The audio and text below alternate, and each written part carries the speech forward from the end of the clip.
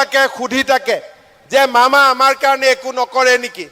এইবাৰ আমি নতুনকৈ সিদ্ধান্ত লৈছো যে BA পাছ কৰাৰ পিছত 1 বছৰ ল'ৰা ছোৱালীয়ে যাতে চাকৰিৰ ইণ্টাৰভিউ দিব পাৰে, ইণ্টাৰভিউৰ মাচুল দিব পাৰে, পৰীক্ষা দিবৰ বাবে যদি গুৱাহাটীত যাব লাগে গুৱাহাটীত যাব পাৰে।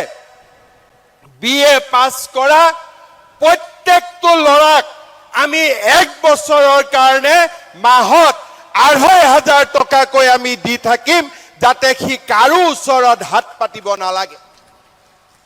আজি মই BA পাছ কৰিলো, দেউতা মাই মোক বাৰে বাৰে টকা দিব নোৱাৰে।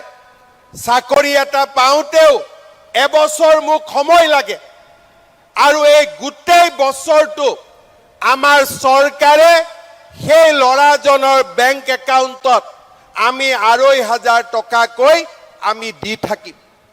শ্ৰদ্ধাৰ ৰাইজ, মহিলাসকলৰ বাবে আমি এটাৰ পিছত এটা নতুন আঁচনি, অৰুণোদয়, নিযুত মইনা, অহা 1 এপ্ৰিলত মই বিহালীলৈকে যাম আৰু তাত নতুন আৰু এটা আঁচনি আৰম্ভ কৰিম, যাৰ বিষয়ে আপোনালোকে জানে যে প্ৰত্যেকগৰাকী মহিলা আত্মসহায়ক গোটৰ সদস্যলৈ 10,000 টকাকৈ যি দিয়াৰ আঁচনি আছিল, 1 তাৰিখে বিহালী সমষ্টিত সেই আঁচনি আমি আৰম্ভ কৰিম। মোক ল'ৰাবিলাকে সুধি থাকে যে মামা আমাৰ কাৰণে একো নকৰে নেকি।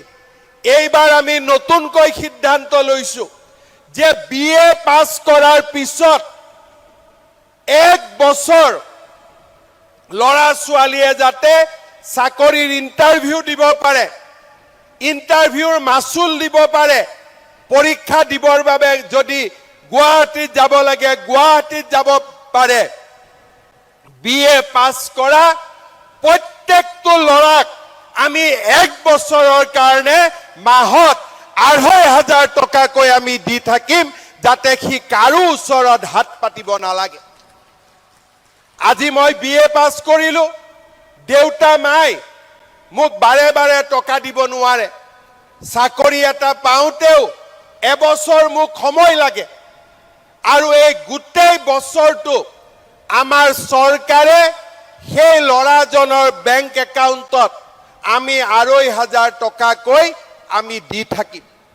শ্ৰদ্ধাৰ ৰাইজ, মহিলাসকলৰ বাবে আমি এটাৰ পিছত এটা নতুন আঁচনি, অৰুণোদয়, নিযুত মইনা, অহা 1 এপ্ৰিলত মই বিহালীলৈকে যাম আৰু তাত নতুন আৰু এটা আঁচনি আৰম্ভ কৰিম, যাৰ বিষয়ে আপোনালোকে জানে যে প্ৰত্যেকগৰাকী মহিলা আত্মসহায়ক গোটৰ সদস্যলৈ 10,000 টকাকৈ যি দিয়াৰ আঁচনি আছিল, 1 তাৰিখে বিহালী সমষ্টিত সেই আঁচনি আমি আৰম্ভ কৰিম।